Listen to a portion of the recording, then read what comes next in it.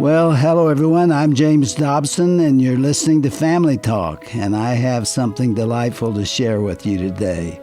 It features a recording made with a 7-year-old boy named Kyle West. Some of you may remember him, who was my guest in the studio in 1999. What happened that day became my favorite radio program out of the 8,000 that we have aired through the years. Kyle West is now 31 years old, and I want to bring you up to date with this very delightful, intelligent, creative man. I really love this guy, and God has his hand on his life. At the end of the program today, I want to bring you up to date on what he's doing now, because this is a man worth knowing. So stay tuned for a charming conversation with a unique individual whom God continues to bless. Yes, you are right, Dr. Dobson. And before we go there, we want our listeners to know that 13 years ago, you had a conversation with Kyle and his dad, a sort of retrospective back in 2010 when Kyle was 18 years of age. That was an update on his progress and his faith walk. And that will be the first part of what we listen to before we revisit the original conversation you had with him when he was a little boy of just 7 years of age in your first interview. So let's go there right now. Let me take our listeners back to the time when a boy named Kyle West was attending a staff picnic, and so was I. There were 2,000 people there, and I was walking along, and I heard this little voice behind me, and I turned around, and it was, I found out later, Kyle West, and he was addressing me. So I walked over to him, and I leaned down, and we had an absolutely delightful conversation. I found that this is one of the brightest and most interesting and intelligent young men that I had ever met. He wasn't a young man at that time. He was just a boy, but he just captivated me. And so just sitting there spontaneously, I said, Kyle, I would love for you to come see me in my office sometime. And he said, well, I'll ask my dad, and maybe he'll bring me. And I thought that would be the end of it, but he actually came. And Bob, you and Sue brought Kyle. I asked you to bring Kyle directly to the studio, not to my office. Mm-hmm. And we came in and sat down, and the recorders were rolling. Kyle didn't know it. I mean, it was kind of a mean trick, right, Kyle? You had no idea you were being recorded. Well, you know, I don't resent you for that, Dr. Dobson. let me just say, clear the air. Well, as a result of that conversation, I mean, I think millions of people have heard your remarks as a 7-year-old boy. You know, Kyle has a wonderful sense of humor, and it came out in that interchange. Bob, I referred to you a minute ago, but I haven't introduced you. I'm talking not only to Kyle West, but to his dad, Bob West, and we're delighted to have you here. And I want to talk to you next time about something the Lord has laid on your heart, but we'll get into that later. For now, tell me about that occasion when you brought Kyle to talk with me in the studio. Well, Doctor, it was a very interesting time for us because I was new. I had never met you. Huh. So to have all of this going on, and Kyle was really driving us. He's saying, you know, call him, get me in there. So to have us go into the studio, I was sitting in the corner on a little chair as you were talking to Kyle, and I'm thinking, I don't know what we're doing here, and why is my son talking to him at 7 years old? Remember that when you tell me I'm not motivated, Dad. Nobody's going to question that, Kyle. And it really did start a series of events for us that has really been amazing. And if I can kind of chime in on that same subject real quick, the thing that really, I think, through the years, just that whole experience has been one of the key just anchor points for my faith. That was a time in my life where absolutely, beyond question, God showed up. You know, there is absolutely no room for denial or refusal of the fact that God's hand was on that. And it's on you today. If we talk anymore, we're not going to hear the recording that was made on that day. And I know our listeners will want to hear it, and then we'll talk about it. So with that, let's hear a portion, at least, of what Kyle and I had to say to each other. Tell me why you wanted to talk to me. You know, you're really strong in faith, as almost everybody in this city knows, and since you like to learn more and more about God, I thought you might like to hear the story about how God helped me through a surgery. I really would like to know that. First of all, Kyle, you have cerebral palsy, don't you? It's pronounced cerebral palsy. Cerebral. Yeah, that's right. Oh. Can you say that? Cerebral palsy? Yes, cerebral palsy. Yes. It's kind of difficult, hard word. Okay, explain to me what that is. Well, cerebral palsy, as I call it, is a disability. Right. It's called, like blindness and stuff. Only this time it's a problem with the legs. You see, cerebral palsy makes the leg bones weaker than everybody else, so have trouble walking in your life. Well, let's tell everybody where you and I met. We had a picnic at Focus on the Family about a week ago, and I came to the picnic with my wife, Shirley, and you were there, and you said some things to me. Talk to me about what you said.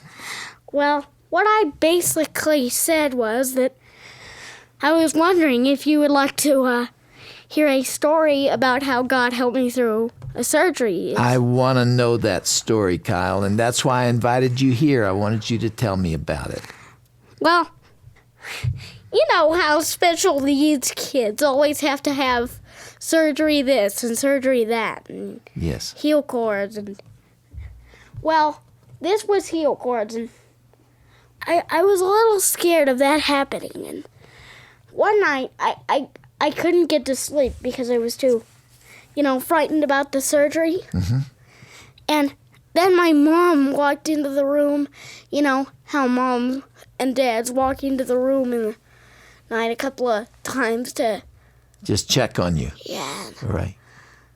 When she came into the room, and I asked if we could pray for courage for the surgery, so she walked over to my bedside, and we prayed, and the next day it was the day of the surgery. We drove to the hospital, and I wasn't so scared anymore. We sat down in the waiting room like most doctor appointments and surgeries and medication and things. After a few minutes, they put me on one of those pushable beds and a gurney.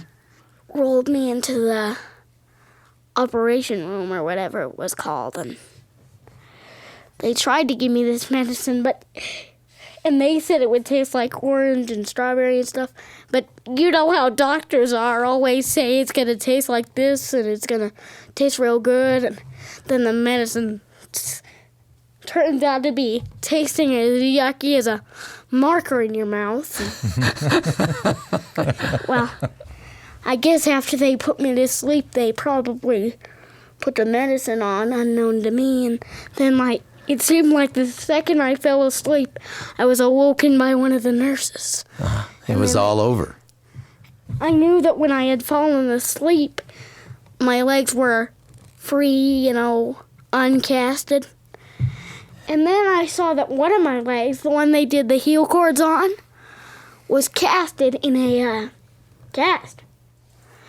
The nurse or whatever gave me some instructions about what to eat, My mom and dad had said we were going to go to Burger King for dinner because that's one of my favorite hamburger places. And we got into the car and drove away to Burger King, and that's the end of my story. And the Lord was right there with you, Kyle, even when you were asleep. How many surgeries have you had so far? Well, I'd say about 4 different surgeries. 4 surgeries, yeah. Are you going to have any more? Well, It's hard to say for sure. You never know with Jesus, you know. Tell me, Kyle, when you became a Christian, when did you give your heart to Jesus? Well, the whole family was at Grandma's, and, well, we were sitting down at the dinner table like any together family, about to have dinner.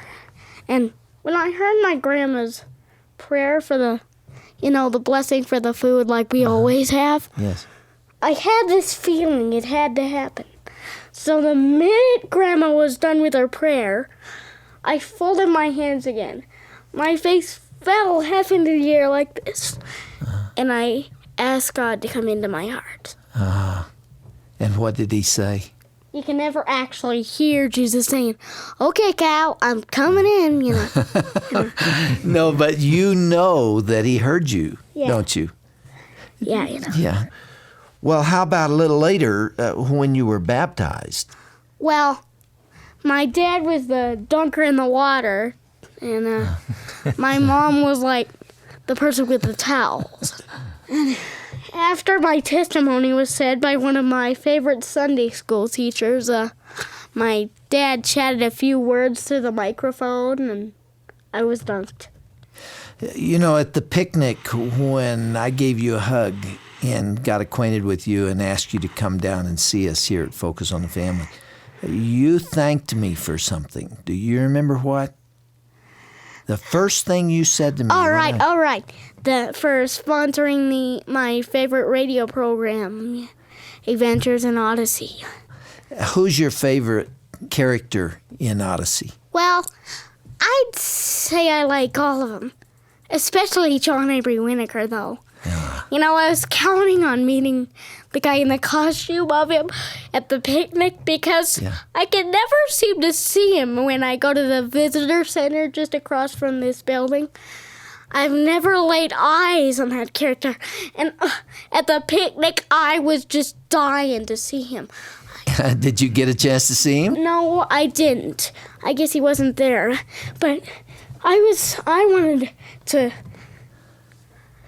see him so much, I told my dad and mom, keep your eyes peeled for a giant John Avery. Well, I tell you what, your mom is sitting over there listening to us right now, and she's hearing me say this. And when Mr. Whitaker is here in that big costume, and you can come down, I'll make sure that you get a chance to talk to him and meet him. Is that all right? You mean it? Yeah, I mean it. Sure, I would love that. And Thank you, I know Dr. Dawson. You will not regret this.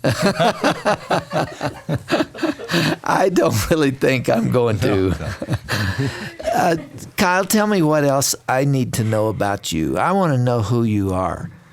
You know, if I'm going to be friends with you, I need to know something about you, and I need to know what you think, and I need to know what you're scared of. Well, are you sure we have time to explain all that in 5 minutes? I'm sure you're tied up in like, I gotta do my radio program, and I've forgotten my important meeting with the Focus Council. Well, you see, if I was too busy to talk to you, I wouldn't have invited you here. But I invited you here because this is your time, because I wanted to know you. Yeah. I want to know more about you. What are your main wishes? What would you really like? Main wishes? Well, after dinner time, if I've eaten my dinner good, I would like a 10-ton bowl of ice cream. 10 tons. You like ice cream? Yeah. Especially chocolate chip cookie dough. Me and my dad cannot get enough of that flavored ice cream. Do you have brothers and sisters? One brother, one sister. My brother, he's number one annoying in this family. he's like 5 times in my life he's used me for a trampoline. Oh, goodness. Is he older than you? No, actually, I'm the oldest. You're the oldest in the family. Yeah. 7, 4, and 2. Well, tell me about your sister. Well, she's the 2-year-old, and she doesn't bother me as much as Jonathan.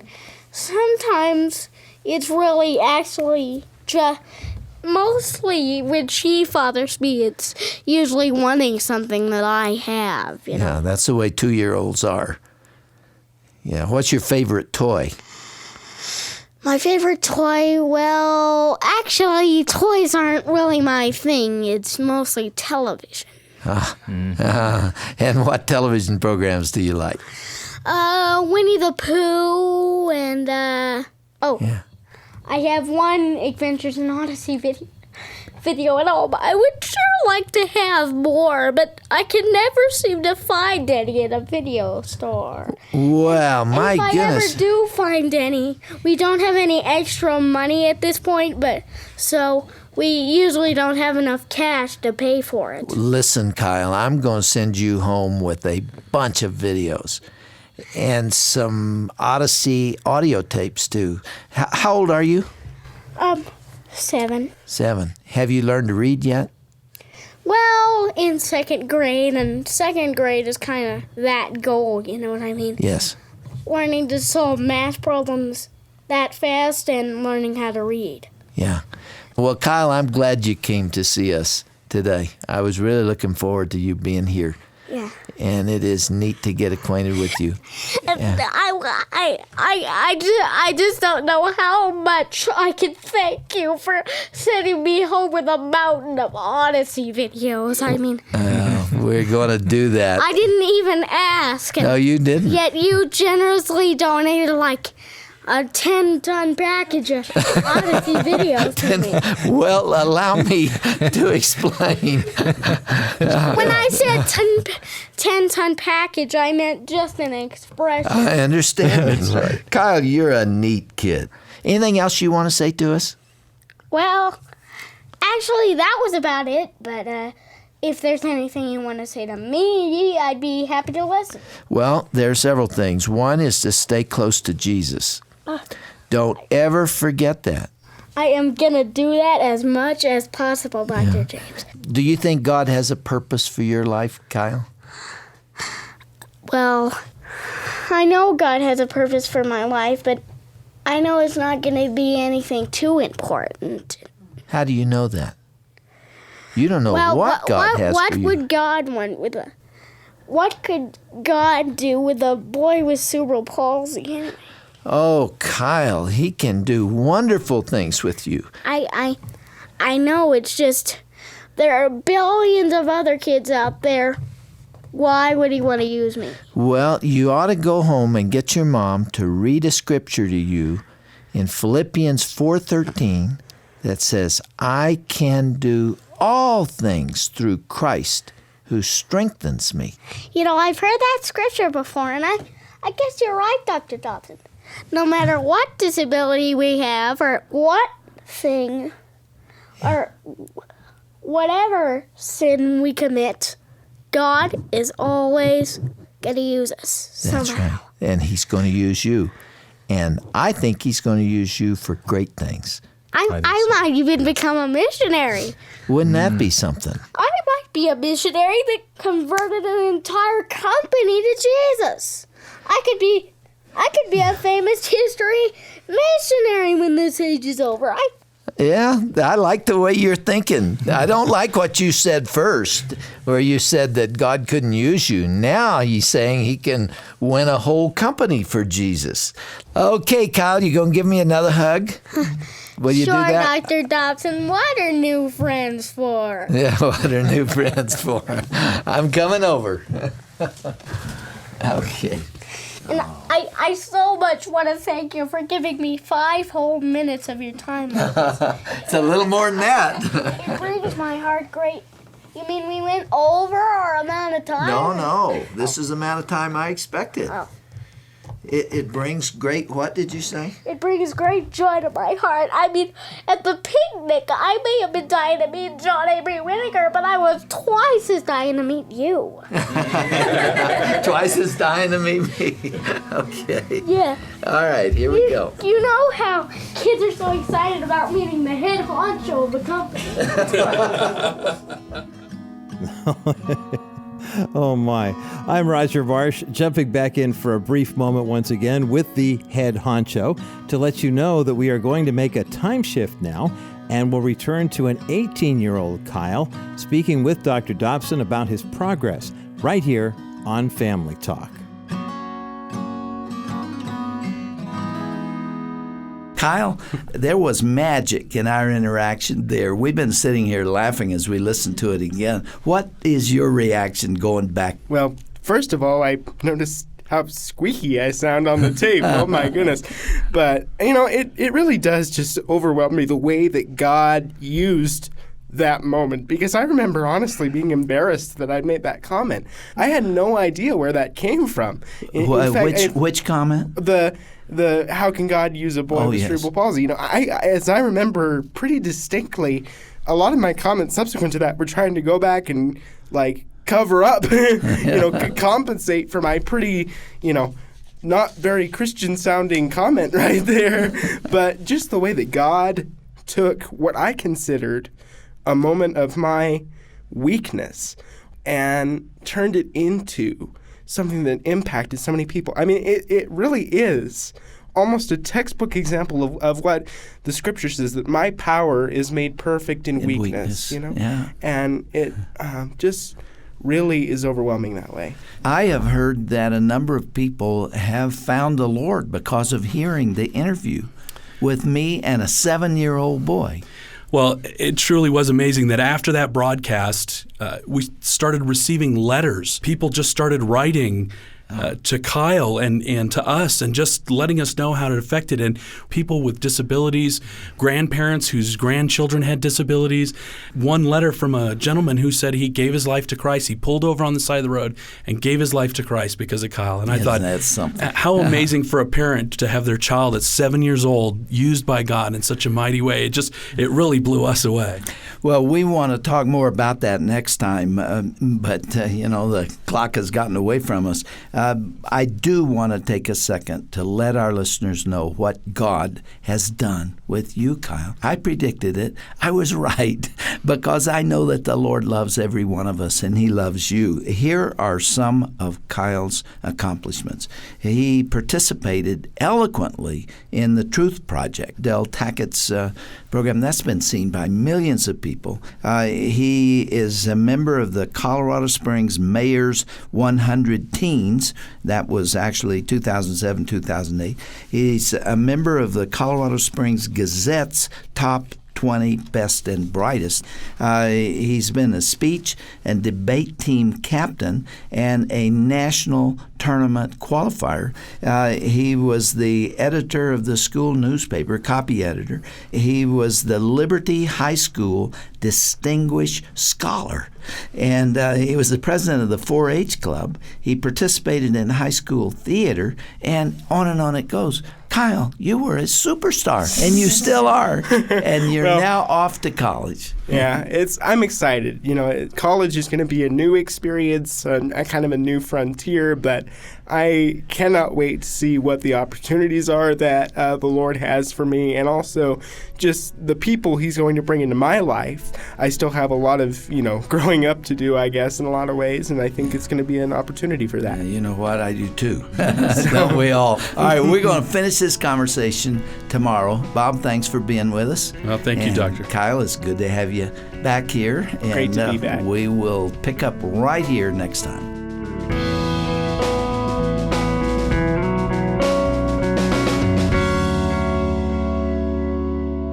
Well, hello, everyone. I'm James Dobson again, and you're listening to an interview I conducted with a 7-year-old boy named Kyle West. You also heard the voice of his father, Bob West, who was an executive with Focus on the Family at the time. Now about Kyle. He was born with cerebral palsy and was confined to a wheelchair and had many surgeries. He's indomitable. But as you heard, I met him in 1999. But let me bring you up to date on this remarkable child. After graduating from high school, he went on to Patrick Henry College and earned a degree in the classics. after which he earned a master's degree in Greek and Roman history at the University of Colorado Boulder. But he still wasn't through with his education. He went to the University of Pennsylvania, which is an Ivy League school, and there he earned a PhD in the classics. And now he's teaching Greek mythology at Patrick Henry College. So we're very proud of this man. He's dedicated his life to the Lord. So we congratulate Kyle for what he's done with his life. And if you would like to have a copy of this recording, just write me and I'll be happy to send it to you. Hope you enjoyed the program today. We're going to air part 2 tomorrow, so be sure you're there. This has been a presentation of the Dr. James Dobson Family Institute.